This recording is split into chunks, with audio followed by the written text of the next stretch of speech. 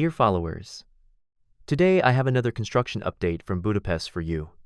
Great progress is being made on Archduke Joseph's Palace in the Castle District. The facade has been exposed, so the building is almost complete on the outside. Work on the facade of the Hungarian Defense Force building is also coming along very well.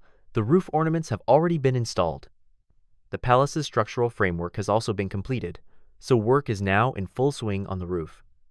Have you ever been to Budapest and had the chance to marvel at the reconstructions there in person? Let me know in the comments.